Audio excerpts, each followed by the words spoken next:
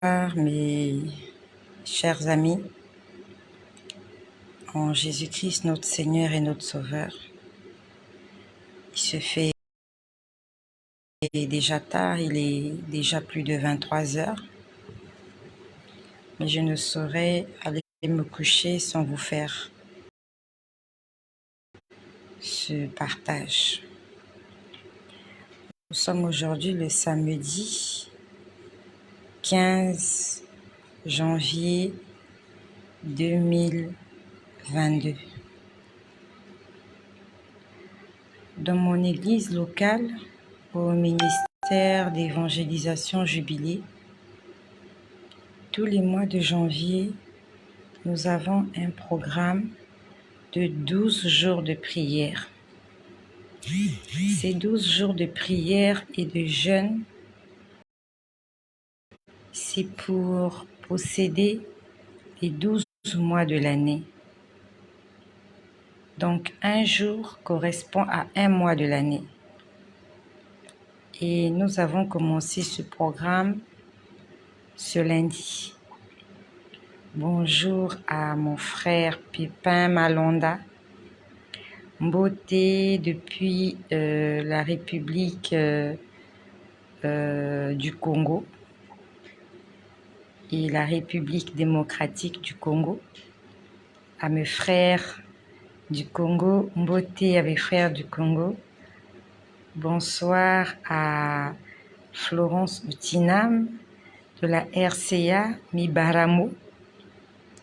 Cynthia Méti, je crois que c'est la Guyane. La dernière fois, tu m'as dit la Guyane, sauf que j'ai oublié. Bonjour, je sais pas, j'ai oublié. La Guyane, c'est la Guyane, je crois. C'est la Guyane ou la Guadeloupe, quelque chose de ce genre. Madly Désiré, je sais pas, c'était encore quel pays, je me rappelle plus. Madly Désiré, c'était quel pays, je me rappelle plus, je sais plus. Soyez tous bénis et que le Seigneur bénisse vos pays d'origine et vos pays de résidence. Donc, ce soir, aux environs de 6 heures, la Guadeloupe, voilà. Que le Seigneur bénisse la Guadeloupe. Que le Seigneur bénisse la Guadeloupe. Voilà, Pépin Malanda de Brazzaville, résident en France. Que le Seigneur bénisse Brazzaville. Que le Seigneur bénisse la France. Bénisse les Français, les Brazzavillois, les Centrafricains, les Camerounais. Que le Seigneur bénisse le monde entier. J'allais venir normalement vous dire ce que j'ai vu cette semaine. Il y a certaines choses que je ne vous ai pas dites. Je suis vraiment débordée. Je suis vraiment débordée. La paix du Christ amène à ma sœur Clarisse Polici depuis l'Allemagne. Guten Tag, meine Sister. Meine Sister. Guten Tag. Ce soir, j'étais en prière et je t'exhorte à prier. Il faut aimer la prière. Moi aussi, au départ, je n'aimais pas prier. À la limite, quand je priais, c'était maximum 5 minutes. Mais aujourd'hui, je peux prier des heures. Je peux rester là des heures à prier. C'est devenu pour moi un plaisir de prier. Et si tu veux que la prière soit un plaisir pour toi, il faut que tu aies une complicité avec Dieu. Bonsoir à ma sœur Bobette Romaric. Bobette Romaric du Congo qui vit en France. C'est bien ça. C'est bien ça, non? Bobette Romaric du Congo qui vit en France, si je ne me trompe pas. Voilà. Donc, il faut que tu fasses du Saint-Esprit ton ami. Si le Saint-Esprit, si Dieu devient ton ami, tu vas prendre du plaisir à prier et à lire la Bible. C'est comme lorsqu'on prend du plaisir à être avec ses potes, avec ses copines, avec ses frangins. C'est parce qu'on les aime qu'on aime leur compagnie. Ah, non, Belgique. D'accord, ça me revient. Bobette Romaric, c'est ma sœur de la RDC qui vit en Belgique. Voilà, ça me revient. Je te confonds avec comment elle s'appelle Eudoxie. Eudoxie. Il y a une sœur qui s'appelle Eudoxie. Je te confonds avec Eudoxie du Congo-Brazzaville qui vit en France. Donc, Bobette Romaric, c'est notre sœur de la RDC qui vit en Belgique et qui vient d'avoir un petit garçon. C'est bien ça. Tu viens d'avoir un petit garçon, tu l'as eu l'année dernière. Si j'ai bonne mémoire, j'ai tellement d'amis ici sur les réseaux sociaux. J'ai tellement de frères, des sœurs qui m'écrivent, qui me disent des choses. À la limite, je m'embrouille un peu. Voilà, j'ai discuté avec tellement de gens, j'ai échangé avec tellement de gens que souvent il y a de l'embrouille dans ma tête. Sauf que je fais des efforts pour mettre une marque sur certains de vous. Donc, j'étais en train de prier. Avant de prier, j'étais en train de chanter. J'avais mis des cantiques sur YouTube. Ah oui, c'est ça, mon 4e garçon. Voilà, c'est bien toi, ma sœur Bobette Romaric. Je crois que c'est Laetitia, non? Laetitia. Je crois que c'est Laetitia. Donc, avant de prier, j'étais en train de chanter. Et je t'exhorte à chanter. Si tu ne connais pas des chansons, tu peux aller sur YouTube. Il y a beaucoup de cantiques chrétiens. Tu mets un cantique, tu l'écoutes et si tu le connais, tu peux le chanter. Donc, je suis restée là près d'une heure à écouter des vieux cantiques que je connaissais, que j'ai appris quand j'étais à l'école du dimanche. Des vieux cantiques de jeunesse en mission. J'écoutais les vieux cantiques, je les chantais, ça me rappelait beaucoup de choses. J'ai chanté pendant près d'une heure. Près d'une heure. Et comme il fallait rompre le jeûne à 18h, à 6h du soir, j'ai arrêté de chanter et je me suis mise à prier. Et pendant que je chantais, j'ai vu quelqu'un sur ma gauche. Il y avait un être sur ma gauche. Il avait quelque chose dans ses 2 mains. Dans sa main droite, il avait une espèce de théière. C'est pour servir le thé. C'était une théière métallique de couleur argentée. Et cette théière-là, je l'ai vue la première fois à l'église. À l'église, lorsqu'on chante, et surtout quand nos louanges sont sincères.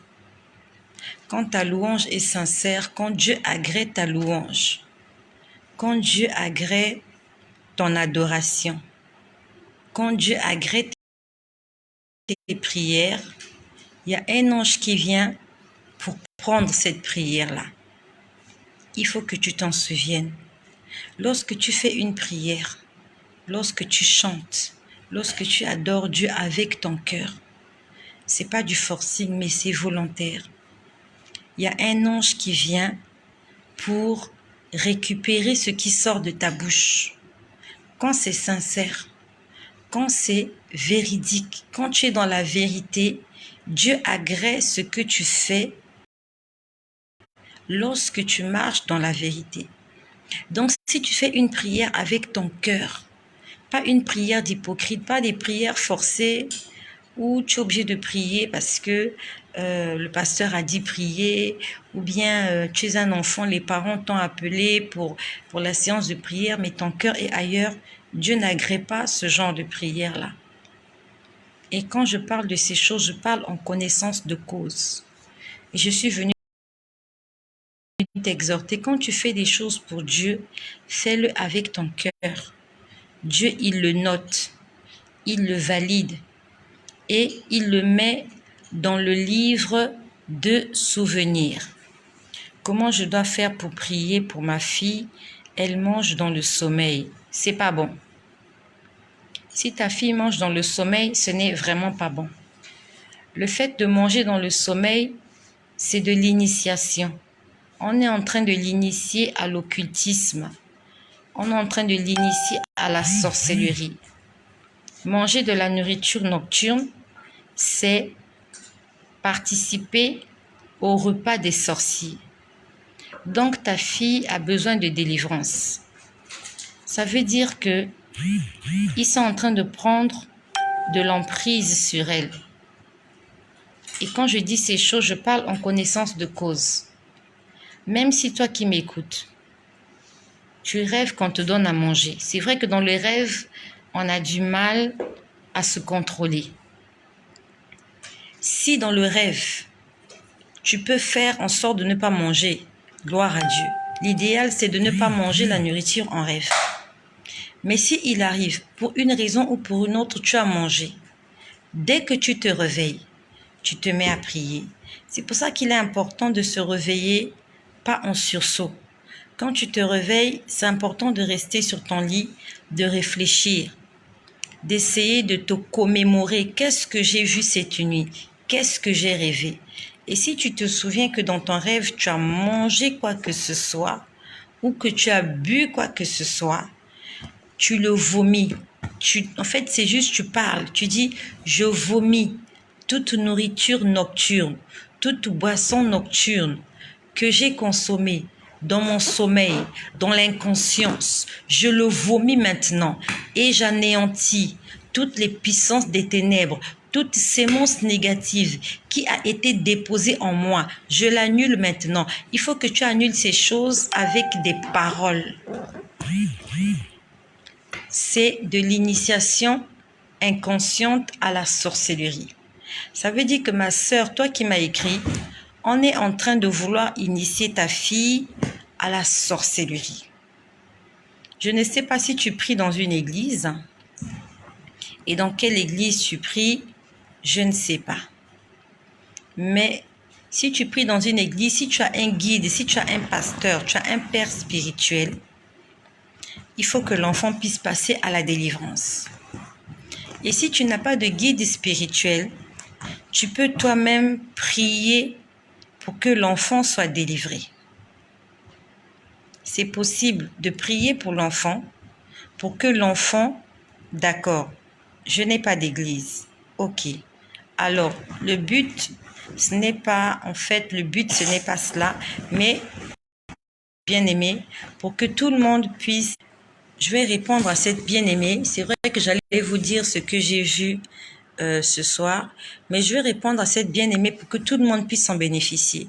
Ce que je vais te dire, on ne me l'a pas appris quelque part, mais c'est le Seigneur qui me l'a appris à mes dépens. D'accord. Donc, ce que tu vas faire, ma sœur, je ne sais pas, elle a quel âge ta fille? Est-ce qu'elle peut jeûner? Parce que la Bible nous dit qu'il y a une catégorie de démons qui ne vont que par le jeûne et la prière. Est-ce que ta fille peut jeûner? J'attends ta réponse. Elle a quel âge ta fille? Quel âge elle a, la petite? Je suis en train de parler, d'accord, 7 ans. Elle est très jeune. Elle est très jeune. C'est pas évident de faire jeûner une fille de 7 ans. Donc, ce que je vais te proposer, toi, maman, tu vas jeûner. Je ne sais pas si tu as déjà jeûné, mais tu vas le faire pour le salut et la délivrance de ta fille. Tu vas jeûner. Et si tu as besoin de support, je ne peux pas vraiment te promettre quand est-ce que nous pouvons le faire, mais je peux t'assister dans la prière. Mais au cas où je ne t'assiste pas dans la prière, je vais te dire ce que tu vas faire. Alors, premièrement, si tu veux que je t'assiste dans la prière, écris-moi une box, envoie-moi ton numéro de téléphone WhatsApp, je vais te contacter. Quand est-ce que je te contacterai, je ne saurais te dire pour le moment. Parce qu'avant toi, il y a plusieurs personnes qui m'ont déjà contacté pour beaucoup de problèmes. Mais en attendant, tu peux déjà prendre le devant. Donc, si tu m'envoies ton numéro de téléphone sur WhatsApp, Je vais t'envoyer un programme de jeûne et de prière de 3 jours. Tu vas jeûner pendant 3 jours.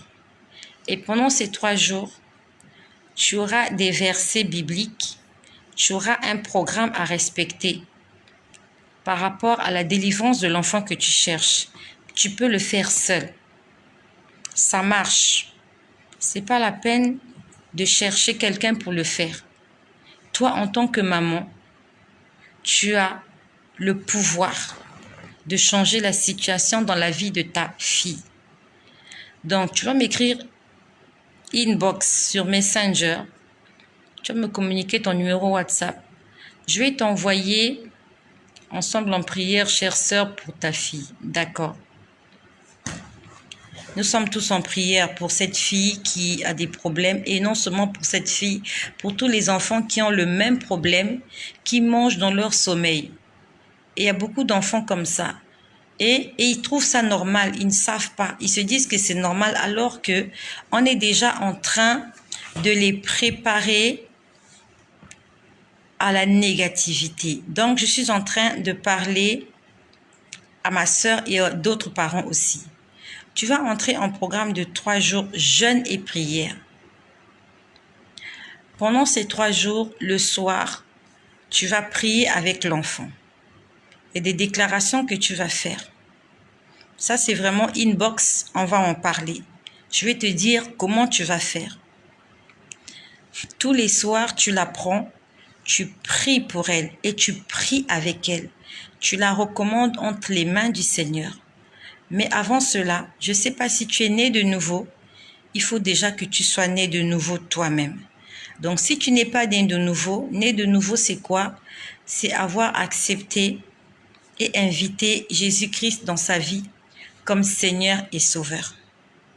Donc, si tu ne l'as pas encore fait, si tu me contactes, je vais t'appeler. Nous allons faire cette prière de repentance ensemble. Puis, je vais t'envoyer le programme afin que tu sois en jeûne et en prière.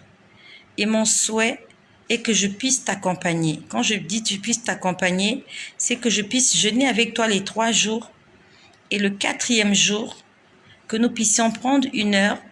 On va discuter. Je ne sais pas si on a un décalage horaire, mais vraiment, on va en discuter. Et comme je t'ai dit, je ne sais pas quand est-ce que je peux le faire parce qu'avant toi, il y a déjà des gens qui m'ont contacté pour certains problèmes. Donc, j'essaie de régler les problèmes par ordre d'arrivée. Mais si tu peux le faire, c'est pas la peine de m'attendre forcément. Si moi je peux prier et que ça marche, toi aussi tu peux prier et ça va marcher. Donc j'écris, d'accord, ok. Donc écris-moi inbox, je vais t'envoyer le programme pour 3 jours de jeûne et prière parce que ce n'est pas bien. C'est de la sorcellerie. Ils veulent initier ta petite fille à la sorcellerie. Et je parle aussi aux autres parents. Essayez de discuter avec les enfants. Le matin, vous leur posez la question de savoir qu'est-ce que tu as rêvé.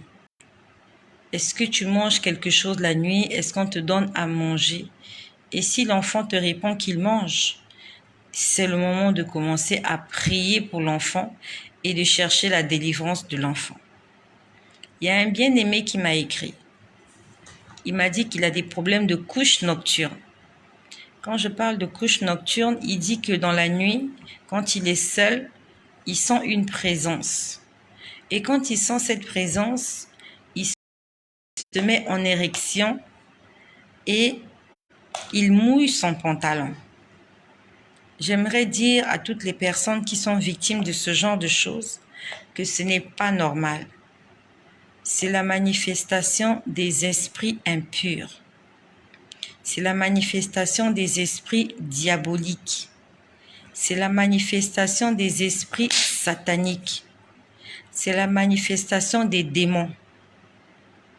Parce que ce n'est pas normal qu'un homme se mette en érection et qu'il mouille son pantalon. Se mettre en érection, c'est normal. Tous les hommes se mettent en érection. La plupart du temps, c'est tous les matins. J'ai commencé à le voir avec mon fils. Même quand il était petit, tous les matins, il était en érection, un petit garçon. Donc, c'est normal. Mais au point de se libérer, ça, ce n'est plus normal. Parce que quand on parle de libération, ça veut dire qu'il y a eu une activité. Il y a eu un processus. On ne peut pas libérer cette chose-là juste comme ça. Il faut vraiment un processus et ce n'est pas normal. Ça veut dire que dans le subconscient, il y a quelqu'un qui entretient des rapports sexuels avec toi. Et cette personne, c'est un démon qui vient entretenir une intimité avec toi. Dans quel but? Dans le but de te souiller, dans le but de te voler, de te détruire, de te tuer, dans le but de te voler ce que tu as et de déposer une sémence négative. Parce qu'à partir du moment où tu entretiens des relations sexuelles dans le subconscient, toi et l'entité en question, vous devenez un. Il devient toi, toi tu deviens lui. C'est comme s'il prend possession de toi. Vous devenez un. Parce que quand on s'accouple avec quelqu'un, on devient un avec cette personne. Donc que ce soit un accouplement normal, physique, naturel, ou un accouplement spirituel, imaginaire, on devient un avec l'entité en question. Donc ce n'est pas normal d'avoir des relations intimes dans ses rêves. Ce n'est pas normal. Donc, c'était juste pour répondre au souci de mon frère qui m'a écrit, qui m'a dit qu'il a ce genre de problème-là depuis l'adolescence jusqu'à présent. Malgré le fait qu'il est passé à la délivrance, ça persiste. Ça veut dire que quand ça t'arrive, toi, il faut que tu te mettes à prier.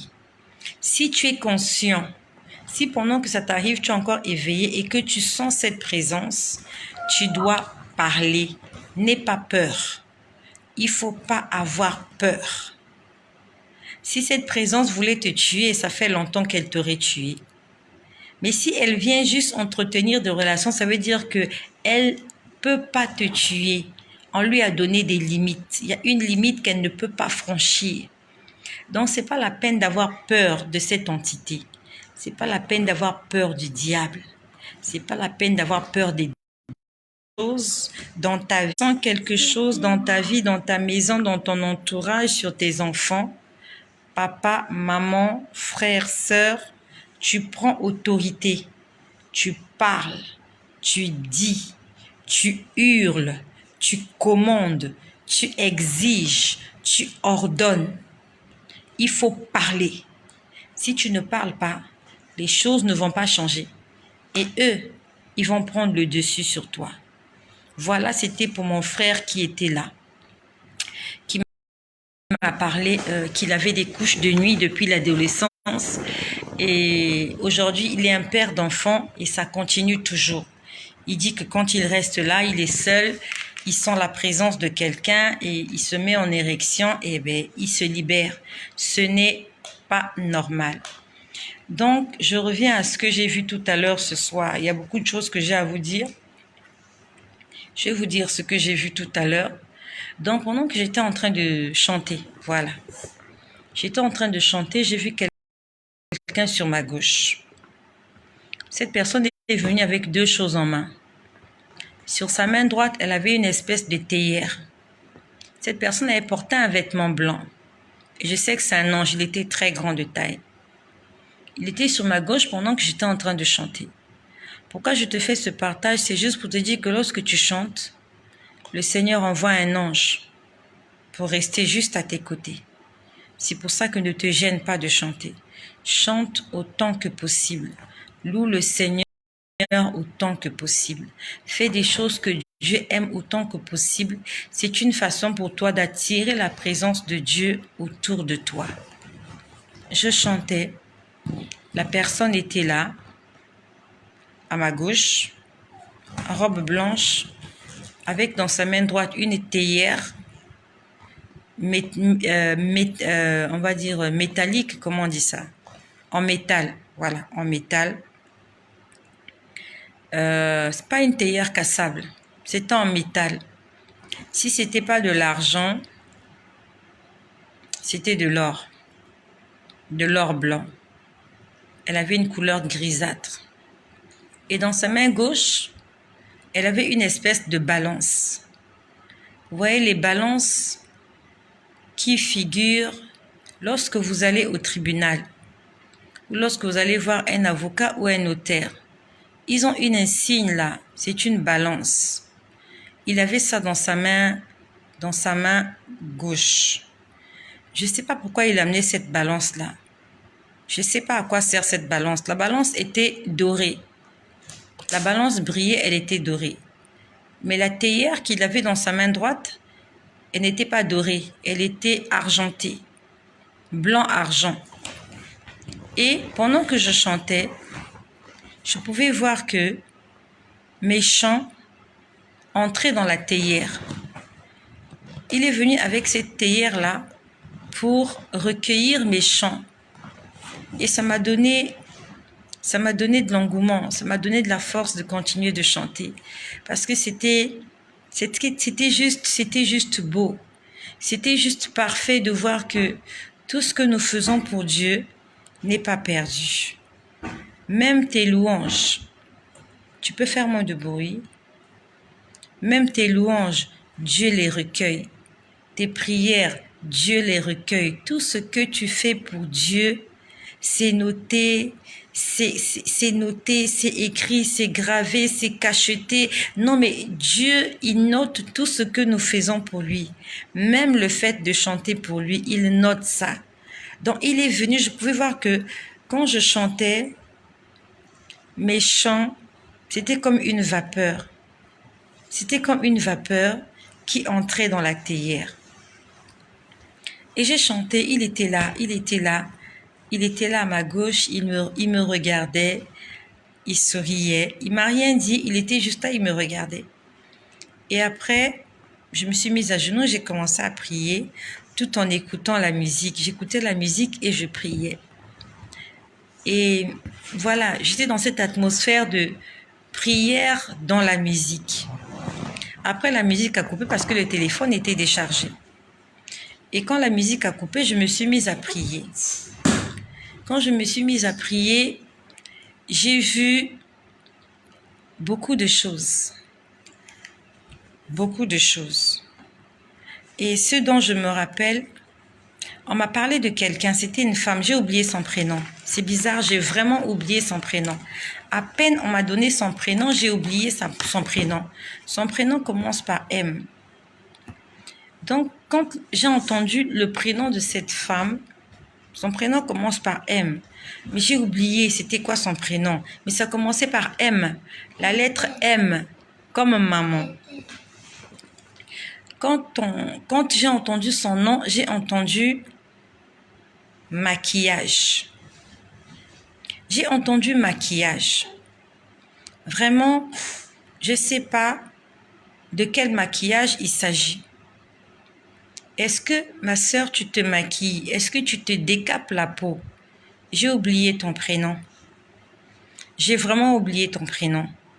Est-ce que tu te décapes la peau? Le Seigneur ne m'a pas expliqué le terme maquillage. Est-ce que c'est au sens figuré ou au sens propre? Mais moi, j'essaie de le prendre au sens propre. Maquillage, premièrement, c'est le décapage de la peau. C'est quoi le décapage de la peau? C'est mettre sur soi des produits éclaircissants pour avoir la peau claire. Et nous savons tous que ces produits-là sont cancérogènes. On a dit maquillage. Donc, ma sœur, si tu es là, tu m'écoutes. Le Seigneur n'aime pas qu'on se décape la peau. Le Seigneur n'aime pas qu'on change l'apparence qu'il nous a donnée. Parce que toutes ces choses que nous faisons ont des inconvénients. Dans quelques années, quand tu souffriras du cancer de la peau, tu vas regretter. Mais tu vas oublier. Non, c'est pas de toi qu'il s'agit. Je sais pas. Je vois Cynthia Métis qui parle. c'est pas de toi qu'il s'agit. Moi, j'ai entendu le nom de quelqu'un. C'était le nom d'une femme et ça commençait par M. C'est pas de toi qu'il s'agit. Ça commençait par M, mais c'était pas Métis. Toi, tu t'appelles Métis. C'était pas Métis. C'était plus long que Métis. Et ça commençait par M. Et j'ai entendu maquillage. Donc, si tu es là, ma sœur, je ne sais pas si c'est de toi qu'il s'agit. Arrête de te décaper la peau. Je ne connais pas les raisons pour lesquelles tu te décapes la peau. Et si le Seigneur te prévient aujourd'hui, il te sensibilise, c'est parce que lui, il voit plus loin que toi et moi. Lui, il connaît le lendemain. Aujourd'hui, tout va bien, tu es belle, tu es éclatante, tu es pimpante, tu as la peau claire, les gens t'aiment. Demain, quand tu seras malade, tu seras seule. Tu seras seule dans ton lit. Quand le médecin t'annoncera que tu es atteinte d'un cancer, tu vas simplement regretter. Donc, si le Seigneur le dit aujourd'hui, arrête aujourd'hui. Ça, c'est pour le décapage de la peau. Deuxièmement, on parle de maquillage quand on parle de make-up. Make-up, c'est mettre tous ces produits sur son visage pour ressembler. On met du fond de teint, on met tout ce que nous connaissons pour le make-up. Ça, c'est vraiment dans l'autre sens. Si tu as entendu la voix de Dieu pour te demander d'abandonner ces choses, abandonne ces choses. N'endurcis pas ton cœur. Je suis passée par là et je sais ce que c'est. Je sais que c'est pas facile. C'est pas facile d'abandonner avec certaines habitudes. Mais demande au Seigneur de t'aider. Donc, si le Seigneur t'a interpellé pour te demander d'arrêter avec le maquillage, que ce soit le décapage de la peau ou que ce soit le make-up, si Dieu t'a parlé, fais-le. Il sait pourquoi il t'a défendu de mettre ces choses-là. Donc, vraiment, j'étais en train de prier. J'ai vu une armée, des militaires. Beaucoup de militaires. Beaucoup de militaires. Ils étaient nombreux, une foule innombrable de soldats. Ils ressemblaient aux soldats qu'on voit à la télévision, les soldats coréens ou les soldats chinois. Vous voyez comment ils sont au pas. Ils ont vraiment une certaine discipline, même quand ils défilent. C'est de l'ordre. C'est pas comme les défilés qu'on voit dans d'autres pays, surtout dans les pays africains. Quand vous voyez un défilé, vous n'avez même pas envie de le regarder parce que c'est pas parfait. Mais quand vous voyez un défilé de l'armée asiatique, quand vous voyez ce que les Asiatiques font pour les Jeux olympiques, pour les Jeux gymniques, les mouvements, les gestes sont parfaits. Ils le font avec sérieux. Et c'était comme des soldats vraiment formés. Donc vous sentez qu'il y a du sérieux dans ce qu'ils font. Il y a du sérieux dans leurs gestes. En fait, ils ont pris du temps, ils se sont préparés et ils prennent à cœur ce qu'ils font. C'était pas de l'amusement. Je vois des militaires. C'était une esplanade, mais c'était gigantesque cet endroit. Je n'ai jamais été dans un endroit aussi grand, en plein air. Je vois deux groupes de soldats. Un groupe sur ma gauche, un groupe sur ma droite. Ils avaient des armes. Ils étaient habillés en tenue militaire en treillis. J'avais l'impression qu'ils avaient la même taille, la même corpulence. En fait, c'était une armée préparée. Donc, ils étaient en deux groupes. Un groupe sur ma gauche, un groupe sur ma droite. Le groupe qui était sur ma gauche, ils étaient plus nombreux que le groupe qui était sur ma droite.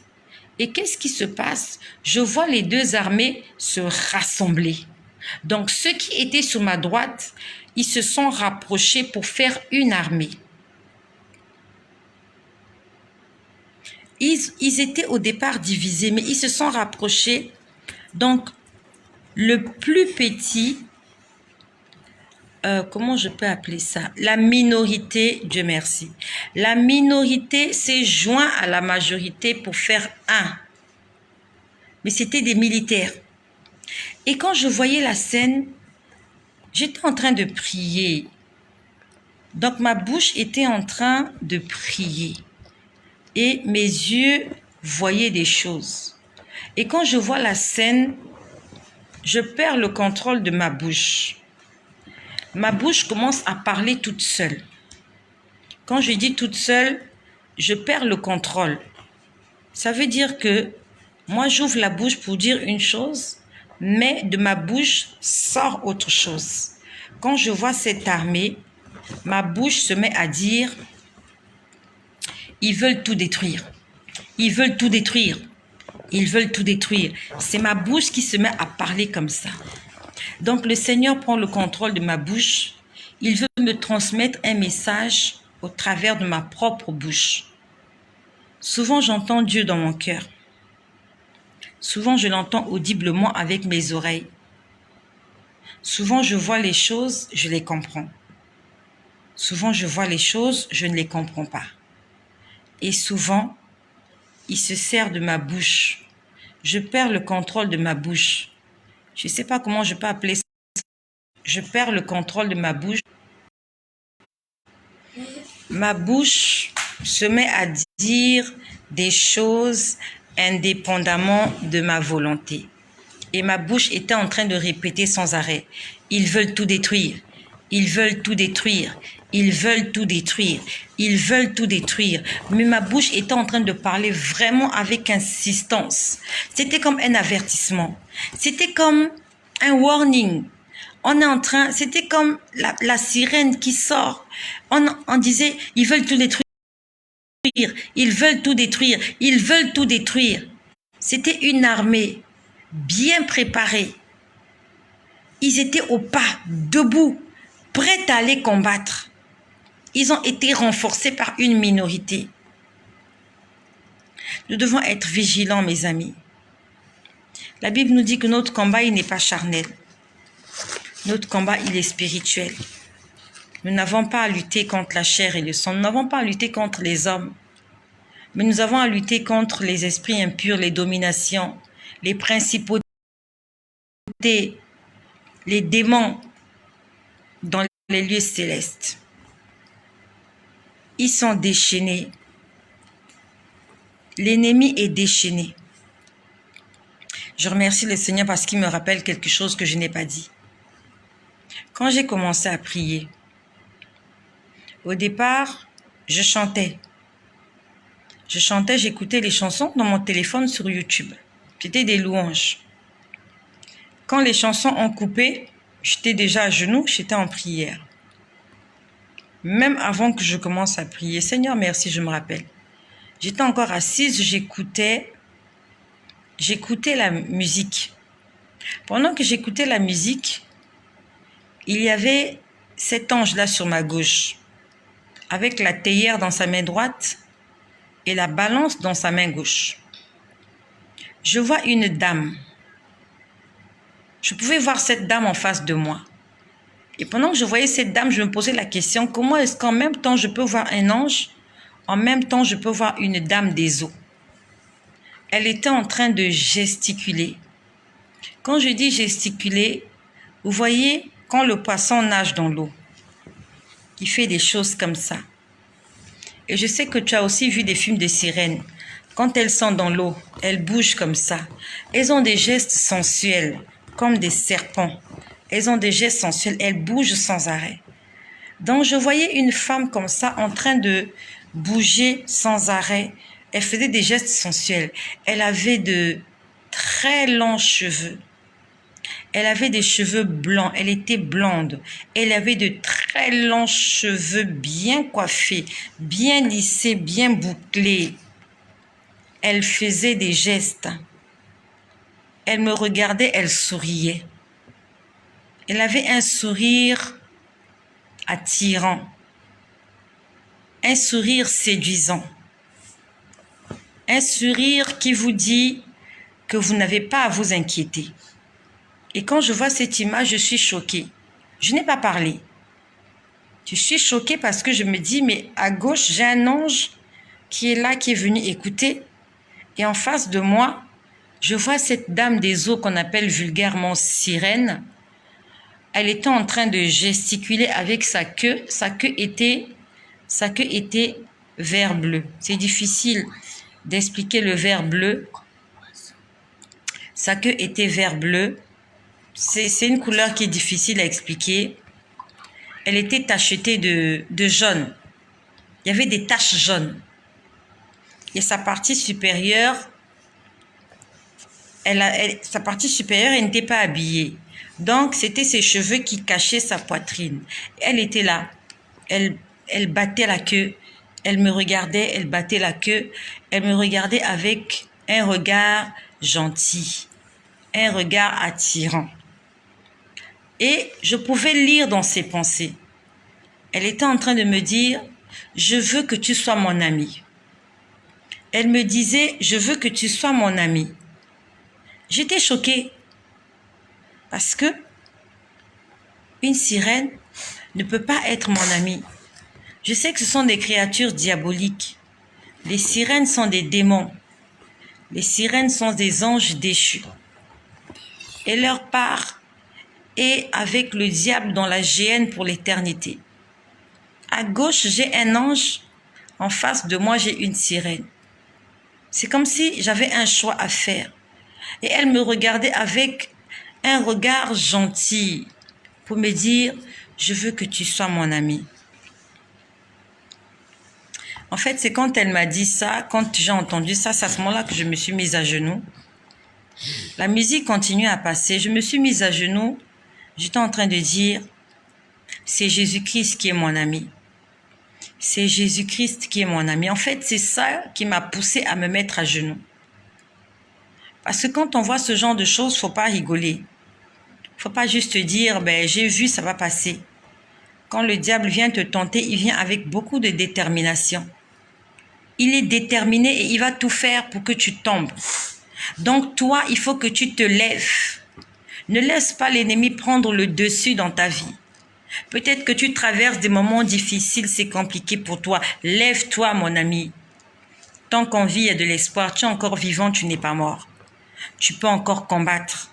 Même si tu n'as pas la force de combattre, utilise ta parole. Même si ta parole ne sort pas, utilise tes pensées. Combat avec tes pensées.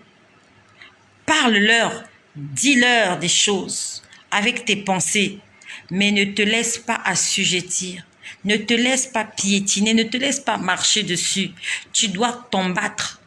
Il s'agit de ta vie. Il s'agit de ton salut. Il s'agit de ta bénédiction. Il s'agit de ta percée. Il s'agit de ton excellence, de ton succès. Il s'agit de toi. Donc si tu ne te lèves pas, eux, ils vont gagner la bataille. Dieu nous a donné les armes spirituelles. Même si tu n'as pas les armes spirituelles, tu as le nom de Jésus. Utilise le nom de Jésus. Même si tu sais pas comment chasser les démons, même si tu sais pas comment prier, utilise le nom de Jésus. Tu parles, tu dis au nom de Jésus. Il va se passer quelque chose. Elle me dit, elle veut être mon amie. Elle veut être mon amie. Moi, je suis un être humain, j'ai 2 pieds. Je vis sur la terre. Elle vit dans la mer, elle a une queue. Moi, je n'ai pas des cheveux lisses. Moi, j'ai des cheveux crépus. Elle a des cheveux lisses. Elle a une peau claire. Elle veut être mon amie. Quel rapport y a-t-il entre les ténèbres et la lumière? Quel rapport y a-t-il entre le diable et moi? Il a péché au ciel là-bas. Je ne lui ai pas demandé de pécher. Lui-même, il a désobéi, il a gaffé. On l'a chassé. Est-ce que c'est de ma faute si on a chassé Satan? Est-ce que c'est de ma faute s'il a séduit le tiers des anges? Est-ce que c'est de ma faute? Et pourquoi ils veulent, moi, m'empêcher d'entrer dans ma promesse? Pourquoi ils veulent m'empêcher d'entrer dans le royaume des cieux? Pourquoi ils veulent m'empêcher d'accéder à ma promesse, à ma bénédiction? Il ne faut pas laisser le diable voler ce que Dieu t'a donné. Quand il y a eu la guerre au ciel, toi et moi, on n'était pas là-bas. Quand Satan a pris la décision de désobéir à Dieu, toi et moi, on n'était pas là-bas. Il ne m'avait pas demandé mon avis. Il n'était pas venu me voir pour me dire, Estelle, voilà, qu'est-ce que tu penses? Je n'étais pas là-bas. Pourquoi aujourd'hui, il veut que je sois complice de sa désobéissance? Pourquoi ils veulent que je fasse comme lui? Lui, il a gaffé, on l'a chassé. Et il m'empêche, moi, d'entrer là-bas. On doit se battre, mes bien-aimés. Si tu ne te bats pas, eux, ils vont gagner. Elle vient me dire qu'elle va être mon amie. Elle était là, je vais être ton amie, je vais être ton amie, comme dans les dessins animés. Je me suis mise à genoux, je lui ai dit, Jésus est mon ami. J'étais en train de répéter, c'est Jésus mon ami, c'est Jésus mon ami, c'est Jésus mon ami, c'est Jésus mon ami, c'est Jésus mon ami. Si tu peux l'écrire, écris-le. C'est Jésus mon ami. Jesus is my friend. Jésus est mon ami. J'ai répété ça jusqu'à ce que j'ai perdu mon langage. Donc, j'étais en train de répéter, c'est Jésus mon ami. Après, j'ai vu l'armée. Et à force de dire, c'est Jésus mon ami, ma bouche a commencé à dire, ils veulent tout détruire. Merci pour ceux qui écrivent, c'est Jésus mon ami. C'est Jésus-Christ mon ami. Que ce ne soit pas seulement des paroles, mais que ce soit ta vie. Fais de cela ta vie. Jésus doit être réellement ton ami. Que ce ne soit pas seulement des paroles en l'air de dire, mais que ce soit quelque chose de concret. Que ce soit ton témoignage. Ma bouche a commencé à dire, ils veulent tout détruire. Et quand on dit tout, c'est tout, y compris toi, y compris moi, y compris nos enfants, y compris nos pays, nos nations. Ils veulent tout détruire, ils veulent détruire la terre. Le diable veut tout détruire. Sa mission, c'est de tout détruire. Corona, guerre, tsunami, famine, je sais pas moi, suicide, meurtre, bagarre, je sais pas, tout ce que vous connaissez, noyade, incendie, électrocution, arrestation, tout ce que vous connaissez, le diable veut détruire l'humanité. Il veut blesser le cœur de Dieu. Il veut précipiter des hommes et des femmes de l'autre côté. Il faut qu'on s'en souvienne. Satan n'est pas ton ami. Et quand je dis Satan, je parle du péché. Parce que Satan est le père du péché. Si tu repousses Satan, mais que tu acceptes le péché, tu n'as rien fait. Tu n'as vraiment marqué aucun but. Tu n'as avancé d'aucun pas. Tu ne peux pas refuser Satan et dire que tu aimes le péché. Tu es versatile. Si tu aimes le péché, ça signifie que tu aimes Satan. Parce que c'est Satan qui a amené le péché sur la terre. Ne chasse pas le diable alors que tu aimes pécher. Tu chasses Satan, mais quand tu vois le péché, tu embrasses le péché. Satan, il se rit de toi.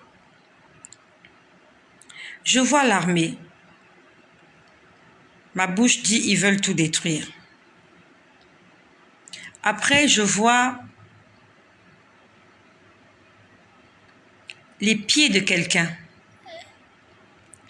C'était le pied de quelqu'un. Je vois 2 pieds. Et la personne en question avait porté un vêtement. Ce vêtement était en peau. C'était la peau d'un serpent. J'ai rarement vu un vêtement en peau de serpent. Sur des photos, j'ai vu des chaussures ou des sacs ou des blousons en peau de crocodile, en peau de je sais pas de quoi. Mais physiquement, j'ai jamais vu un vêtement en peau de serpent. Je voyais ce vêtement-là en peau de serpent. Je voyais pas la personne en entier. Je voyais juste ses pieds. Quand je dis ses pieds, juste les pieds. Au niveau de Quand je dis les pieds, au niveau du mollet jusqu'à la plante des pieds. Et je pouvais voir qu'il avait porté un pantalon en peau de serpent. J'ai pas touché, mais je sais que c'était la peau d'un serpent. Et la personne avait porté des sandales féminines. Et c'est comme si la personne dansait. Parce que je voyais des pieds bouger. Je voyais les pieds bouger. Je voyais les pieds bouger. Je me suis dit, mais c'est qui? Quelle est cette personne-là qui ne montre pas son visage, qui me montre seulement ses pieds? Et il a porté, la personne, elle a porté un vêtement en peau de serpent. Je pouvais voir ses pieds. Elle avait des sandales féminines. Sauf que ses pieds n'étaient pas des pieds de femme. C'est comme si c'était un homme qui avait voulu se déguiser en femme. Parce que les pieds d'une femme, ça se reconnaît. Quand vous voyez les pieds d'une femme et les orteils et tout, vous savez que ça, ce sont les pieds d'une femme. Mais les pieds que j'ai vus, c'était pas les pieds d'une femme. C'était trop ridicule pour être les pieds d'une femme. En plus, c'était dans des sandales de femme. Donc les sandales, vous voyez les orteils, vous voyez la forme des orteils, la couleur. C'était tellement moche. C'était pas beau à voir. Et je voyais cette personne, c'est comme si cette personne dansait. Cette personne dansait parce que je voyais les pieds bouger comme quelqu'un qui danse de la zumba ou du cha-cha-cha ou je sais pas quoi ou de la charanga. Les pieds étaient en train de danser. Je continuais de prier. Je disais, Seigneur, viens nous en aide parce qu'ils veulent tout détruire. J'étais en train de prier. Quand je prie, je ne vois plus les pieds de cette personne. Je vois un autre visage. Et ce sont des choses que je peux voir en face de moi en vision. Pendant que je prie, je peux voir ces choses. Je vois ce monsieur-là, il est dans Star Wars. Je ne sais pas comment on l'appelle. Moi, j'ai pas suivi Star Wars. J'ai juste suivi des séquences de ce film-là. Dans Star Wars, il y a un personnage. Il est grand. Il est habillé en noir. Il a un masque noir. En fait, il ressemble à un robot. Moi, je ne sais pas comment il s'appelle. J'ai jamais vraiment suivi ce film-là. Mais j'ai vu ce personnage-là sur les affiches de Star Wars. Star Wars, c'est ce film-là qui a fait un carnage dans les années, je crois dans les années 80 ou quelque chose comme ça, ou 2000, je ne sais même plus. Ça fait carnage. Je n'ai pas vraiment suivi ce film-là. Je ne sais pas comment il s'appelle, ce personnage, mais j'ai vu ce personnage-là en face de moi, avec son masque noir. Il me regardait. Il me regardait. En fait, tous ces films-là, tous ces personnages qui sont dans ces films-là, en fait, ce sont des esprits impurs, ce sont des démons. Et ces films-là ont été conçus pour envoûter les hommes. Ça, c'est vraiment la conclusion que je peux tirer. Parce que ce n'est pas normal que, pendant que moi je prie, que je puisse voir des images qui sont dans des films. Ça veut dire que ces films-là, en fait, c'est pas du hasard. Tous les personnages qui sont là, la plupart, ce sont des esprits impurs qui existent vraiment quelque part. Je crois que c'est peut-être la raison pour laquelle le Seigneur m'a défendu de m'accrocher à la télévision. Je ne suis plus la télé. Je ne sais pas, la dernière fois que j'ai suivi un film, c'était quand? Peut-être sur EMCI TV. Je ne suis pas les films. Je ne suis pas toutes ces choses-là. Je ne regarde pas ces choses-là. Je ne regarde pas parce que le Seigneur m'a dit qu'il n'aime pas vous, qu'il n'aime pas ces choses-là. Donc, j'étais toujours là en prière. Je vois la mer. Je vois qu'il fait nuit. Je vois un grand bateau sur la mer. Un bateau de croisière. Comme le Titanic. J'ai pas vu le Titanic. J'ai vu un exemple du Titanic dans le film Titanic. On dit que c'était un grand avion avec plusieurs étages, plusieurs niveaux. Il y avait une certaine aisance, ainsi de suite. Donc, je vois un bateau comme ça, un bateau de croisière sur la mer. Il fait nuit et la mer est très agitée. La mer était très agitée. Et je voyais le bateau basculer dans tous les sens. Je voyais le bateau basculer, basculer, basculer. Et à côté du bateau, de ce grand bateau, de ce gigantesque bateau, je vois apparaître un petit bateau, un petit porteur. Il est venu juste à côté, comme un canoë. Non, mais ce n'était pas un canoë. Le canoë, il est tout petit. On va dire un petit bateau, comme un bateau de pêche. Voilà. Comme un bateau de pêche qu'on voit à la télévision. Donc, je vois un petit bateau venir se mettre à côté de ce bateau de croisière. Et dans le bateau de croisière, je voyais des gens. Beaucoup de gens. La mer était agitée. Le bateau basculait dans tous les sens. En fait, vous savez que ce bateau-là, il va chavirer. Vous savez que le bateau ne pourra pas supporter la puissance des vagues. Parce que vraiment, je voyais le bateau être basculé, basculé, basculé.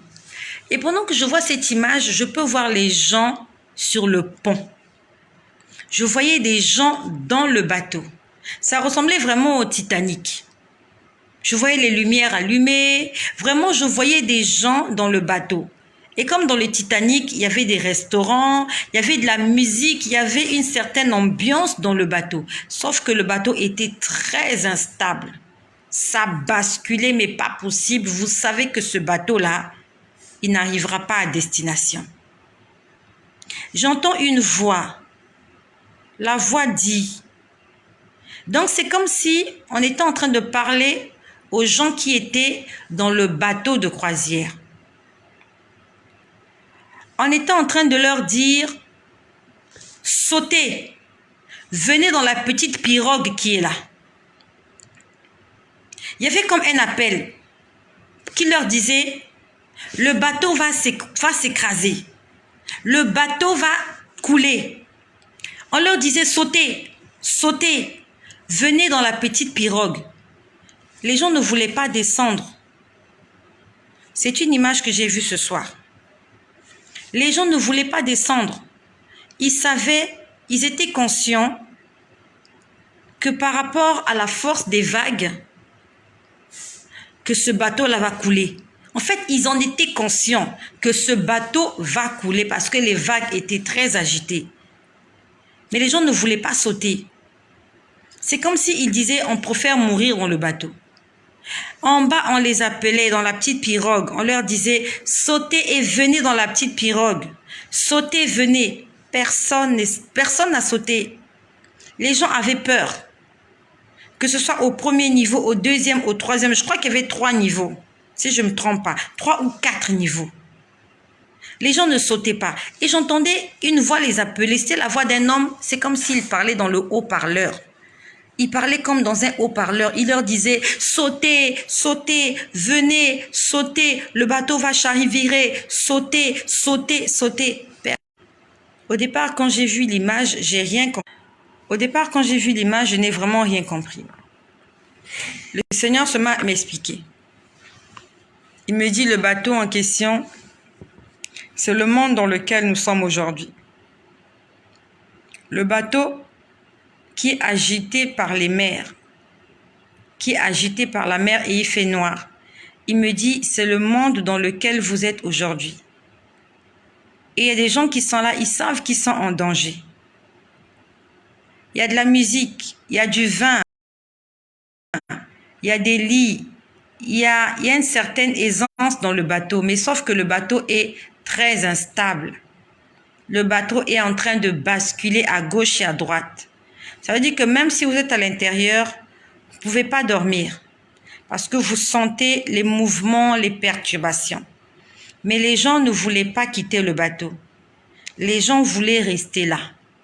Il y avait une petite embarcation juste de l'autre côté. Et les gens les appelaient. J'entendais une voix les appeler, leur dire « Sautez, venez. Sautez, venez. » Personne n'a sauté. Le Seigneur m'a dit « Ce bateau qui est agité, c'est ce monde. Et il va s'écrouler. » Et les gens qui sont dans ce monde ne veulent pas sortir du monde parce qu'ils s'y plaisent. Même si le bateau est agité, le fait qu'il y ait encore l'électricité, il y a de l'eau, il y a à boire, il y a leurs amis qui sont là, il y a leurs connaissances, il y a la connexion Internet. Même si le bateau est en train de basculer, ils se disent on préfère rester ici, on préfère mourir ici. Parce qu'ils ont peur de sauter dans l'eau. Pourtant, dans l'eau, on leur a déjà jeté des gilets pare-balles, des gilets de sauvetage. En fait, tout est prêt pour que dès que quelqu'un saute dans l'eau, on le récupère, on le prend dans la petite embarcation. Mais les gens ne veulent pas sauter. Ils ne veulent pas prendre le risque d'aller là où il n'y a pas toute l'aisance que nous pouvons trouver dans le monde. Là où il n'y a pas cette zone de confort, là où c'est pas confortable. C'est un petit bateau, c'est une petite embarcation. Et ils veulent rester dans ce grand bateau, dans ce grand chahut, dans ce Titanic où il y a des choses, où il y a des belles lumières, où il y a de l'or, il y a de la décoration. C'est parfait. Ils savent qu'ils sont en danger, mais ils prennent le risque de rester là quand même. Et quand le Seigneur me l'explique, je lui dis, en fait, intérieurement, je me dis, mais cette petite embarcation ne peut pas contenir tous ces gens. Le Seigneur me dit,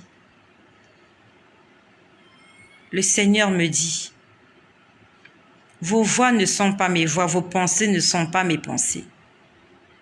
Ce que nous voyons, Dieu ne le voit pas comme ça.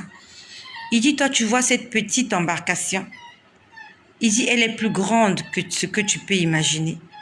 C'est comme Jésus, quand il est venu sur terre, dépourvu de tout, humble, né dans une famille pauvre, mais il était Dieu. Il avait en lui la plénitude de la divinité.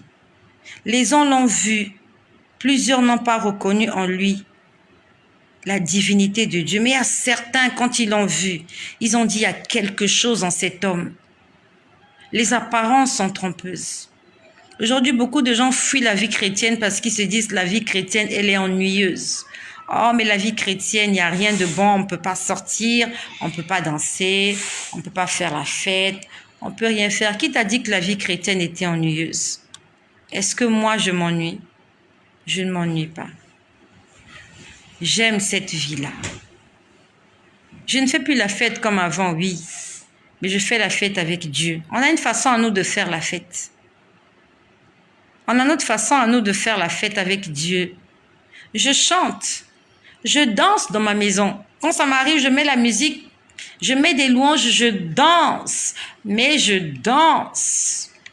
Je n'ai pas besoin d'aller en boîte pour danser. Je danse mon Dieu dans mon intimité. Et je danse et il me voit danser, je sais qu'il est content. Quand je suis à l'église, je chante, je danse. Qui t'a dit que la vie chrétienne, elle était ennuyeuse? Le Seigneur nous demande aujourd'hui de sortir de ce monde. Vraiment, je suis désolée pour les personnes qui auront des problèmes de connexion, mais il faut que je termine cette vidéo aujourd'hui. J'ai pas envie de revenir là-dessus. Il faut que nous puissions sortir du bateau. Le bateau va tomber. Le bateau, il va couler. Ce bateau-là va couler. Ce monde va couler.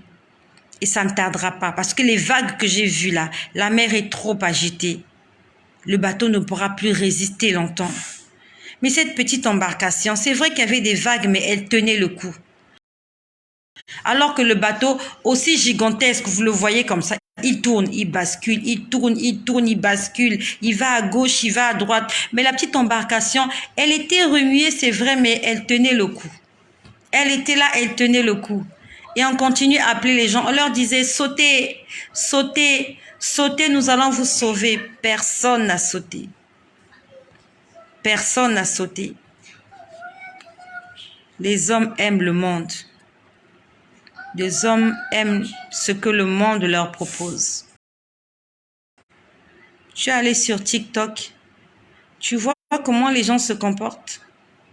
Va sur TikTok. Regarde comment les gens se comportent. De façon impudique. Il n'y a plus de mœurs. Vous voyez une femme avec sa cellulite, avec sa masse. Elle vient, elle s'habille de façon dépravante. Elle se met à exhiber son derrière. Elle exhibe son corps. Plein de cellulite, plein de graisse. Il n'y a même plus le respect de la personne humaine. Il n'y a plus le respect de la femme. Il n'y a plus le respect de la féminité. Les gens viennent s'exhiber. Ils viennent se montrer. Ils montrent tout, ils ne se gênent pas. Elles bougent leur derrière. Les garçons bougent leur derrière, ils bougent leur devant. Les filles bougent le devant, ils bougent le derrière. Et il y a des gens qui sont là, qui applaudissent, qui acclament et qui aiment ça. J'ai vu une dame là. Elle fait un concert, elle enlève son sous-vêtement. Les gens sont contents, ils filment. Même les femmes. Elle danse, elle enlève son slip. Devant les gens, elle tourne ça. Les gens sont contents. Ils sont contents. Elle élève les jambes. C'est comme si elle les maudissait. Ils sont contents, ils applaudissent. La dernière fois, j'ai vu une qui a pissé dans la bouche d'un fan. J'ai vu sur TikTok. Je ne sais pas, c'était un concert. Où est-ce que ça se passait, je ne sais pas. C'était une femme qui chantait. Et on a pris quelqu'un comme ça dans la foule. On l'a mis sur le podium. Il s'est allongé. C'était un homme. Et la dame, elle est venue. La musicienne qui chantait. Elle a descendu sa culotte. C'était filmé. Et moi aussi, j'ai vu. Elle a descendu sa culotte. Elle a pissé sur le visage du monsieur. Le monsieur était couché par terre. Il avait la bouche ouverte. Il a bu le pipi de la dame. Il a bu les urines. La dame était juste là, accroupie devant lui. Elle était en train de pisser dans sa bouche. Les gens acclamaient. Les gens étaient contents. Hier encore, quand on pissait dans la bouche de quelqu'un, c'était dégueulasse. Aujourd'hui, c'est un plaisir quand on vient pisser dans ta bouche. Parce que tu aimes cette star-là, parce que tu l'aimes. Il vient, il chie dans ta bouche. Non, mais les gens acclament.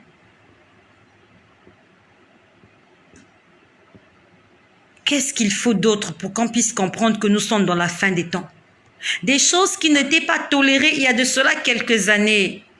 Regardez en arrière, là, il y a de cela quelques années, on ne tolérait pas ce genre de choses. Une femme ne pouvait pas afficher sa poitrine. Ce n'était pas possible qu'une femme affiche sa poitrine. Aujourd'hui, si tu n'affiches pas ta poitrine, tu n'as pas de valeur. Tout est dehors. Les gens s'habillent, les slips sont dehors. Aujourd'hui, c'est normal. Vous voyez sur TikTok des petits enfants en train d'entretenir des relations sexuelles entre eux, des petits enfants. Et les adultes filment, ils postent. Des enfants entretenir des relations avec des animaux. On filme, on poste, on like, on partage. Et il faut voir 1 million de vues, 4 millions de vues, 80 millions de vues. Dès qu'on voit quelqu'un dénudé, il faut voir le nombre de vues. Si tu veux qu'on te voie, expose ton corps. Ici, il n'y a pas 1 million de vues parce que je n'ai pas quelque chose à vous exposer. Je n'ai pas mon corps à exposer.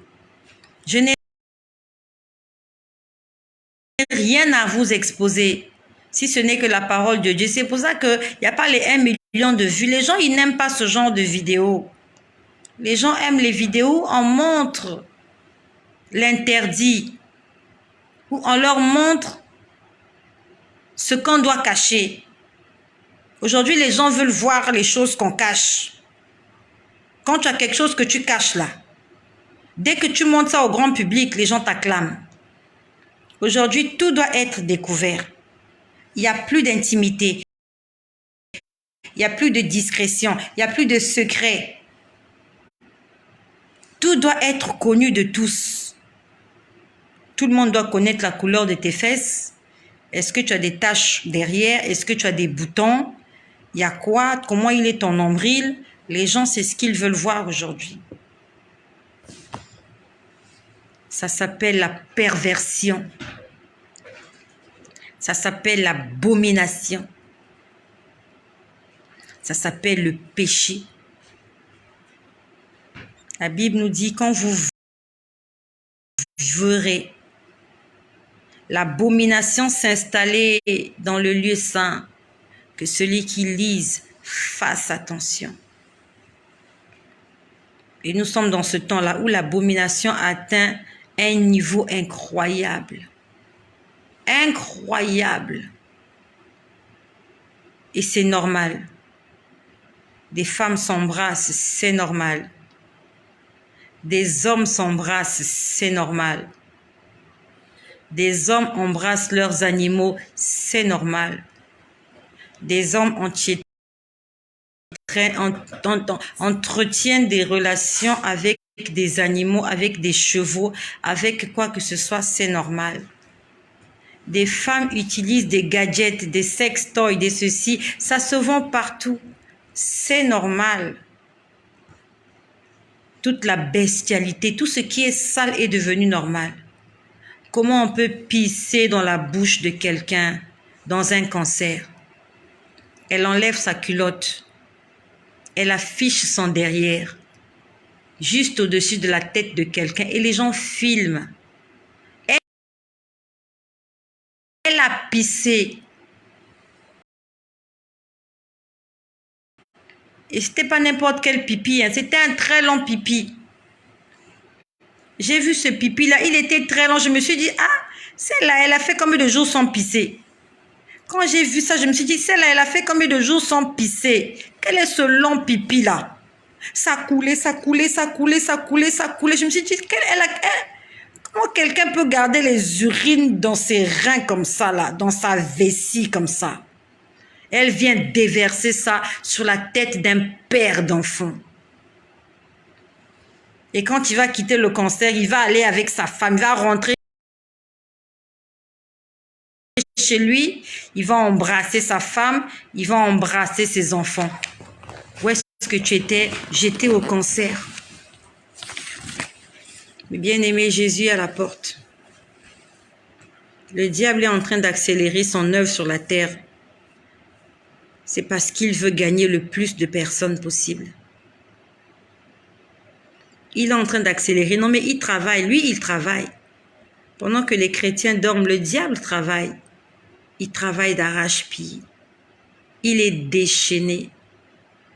Il est déchaîné. J'étais toujours là en prière, en train de voir toutes ces choses. J'ai entendu Isabelle. Isabelle. Qui est Isabelle? Le Seigneur m'a demandé de prier pour Isabelle. Est-ce qu'il y a quelqu'un qui est là qui s'appelle Isabelle?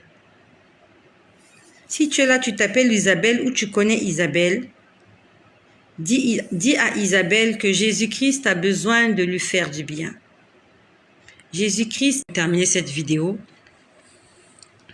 Et pour terminer, j'ai entendu une chose. En fait, j'allais voir plus de choses, mais pendant que je priais, j'ai eu un enfant qui est venu m'interrompre. Pendant que je priais, elle est venue m'interrompre. Raison pour laquelle je me suis levée et il fallait que je m'occupe de cet enfant-là. La dernière chose que j'ai entendue,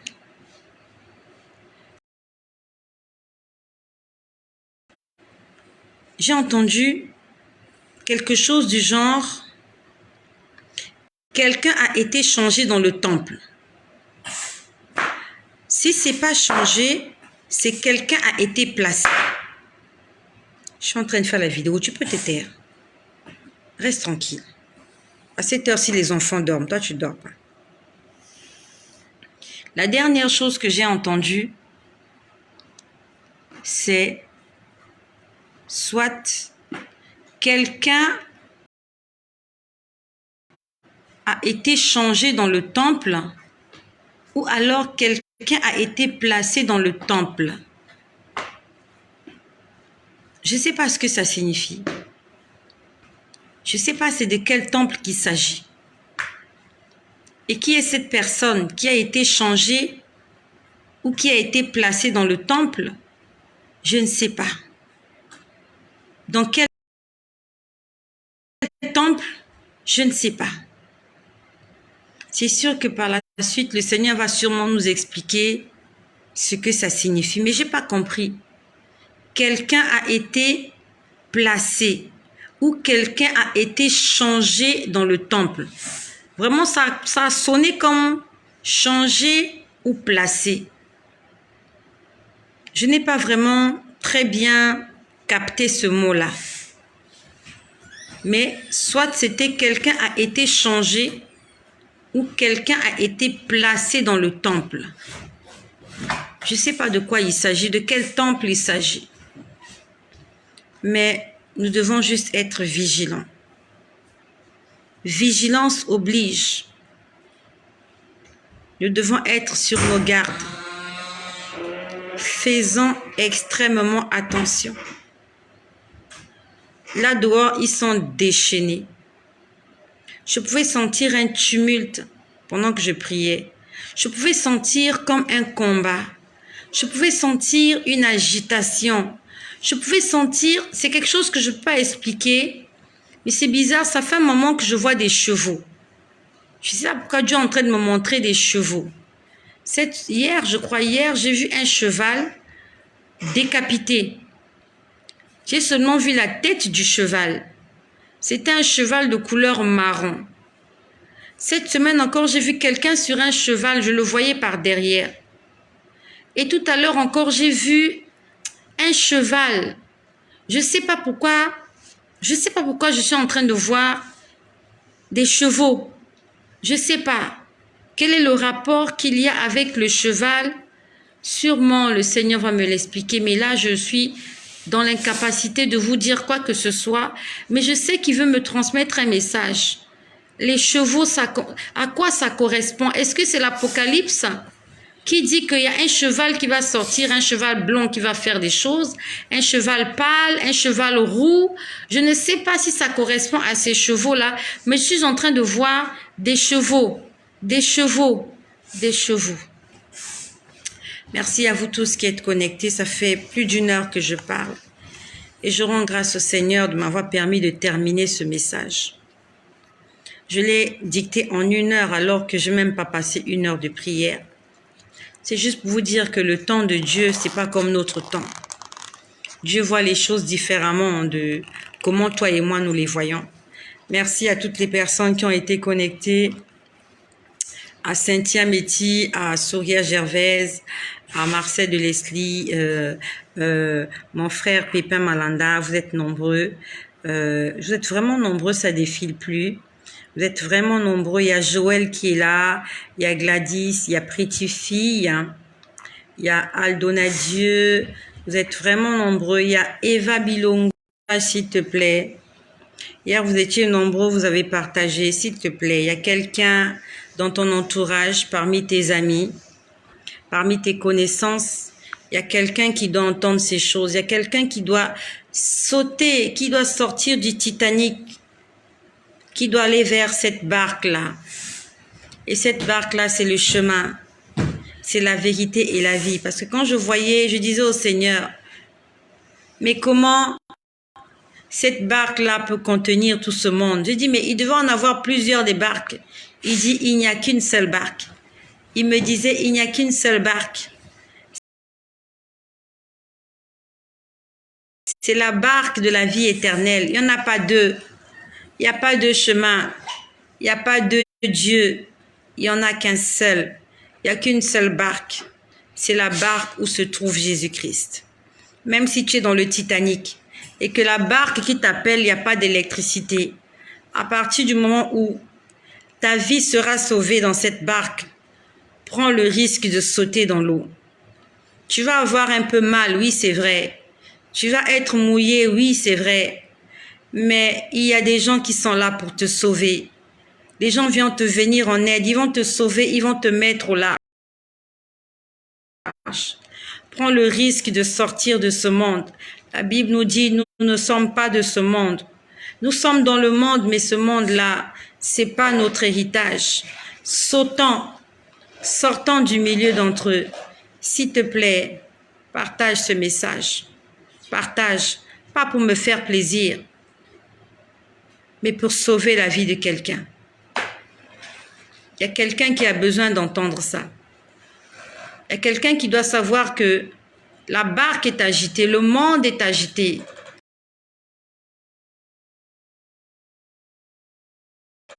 Et bientôt, il sera détruit.